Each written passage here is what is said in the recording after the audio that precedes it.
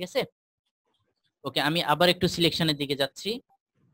Selection করার পর আমরা একটা ওয়ে দেখছি, যেটা কন্ট্রোল ক্লিক করে অথবা মুভ টুলে ক্লিক করে টেনে আমি অন্য পেজে নিয়ে যেতে পারি।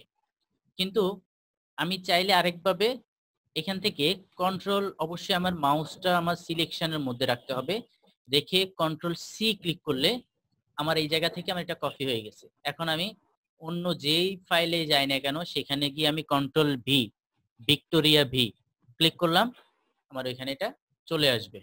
ঠিক আছে, দুইভাবে। এটা হচ্ছে অন্য পেজে নেওয়ার জন্য দুইটা ওয়ে।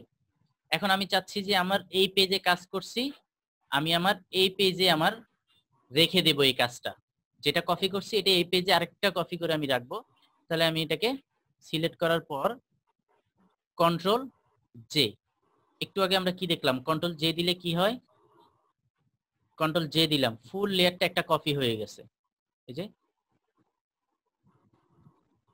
ফুল লেয়ারটা একটা কপি হয়ে গেছে। কিন্তু সেই জায়গায় যদি ছোট্ট একটা সিলেকশন থাকে, তখন কন্ট্রোল জে দিলে কি হলো, শুধুমাত্র দেখেন সিলেকশন অংশটাই একটা লেয়ারে কপি হয়েছে। ঠিক আছে, এখানে দুইটা জিনিস আমি বুঝতে পারছি। যদি কোনো সিলেকশন না থাকে এই অবস্থায় আমি কন্ট্রোল জে ক্লিক করলে আমার টোটাল লেয়ারটা আর একটা কপি হয়ে যাবে। আর যদি একটু সিলেকশন থাকে, একটা সিলেকশন যদি থাকে, তখন কন্ট্রোল জে ক্লিক করলে আমার টোটাল লেয়ারটাই আমার, সরি, শুধুমাত্র ওই সিলেকশন অংশটুকু আমার একটা কপি হবে। সেম ভাবে কালার অ্যাপ্লাই করার ক্ষেত্রেও সেম, যদি আমি কালার অ্যাপ্লাই করি কোনো সিলেকশন না থাকলে টোটাল লেয়ারে আমার কালারটা পড়বে, আর যদি কোনো সিলেকশন থাকে তাহলে শুধুমাত্র ওই সিলেকশনে কালার পড়বে, এবং অ্যাপ্লাই করার সিস্টেমটা একই স্টাইলে।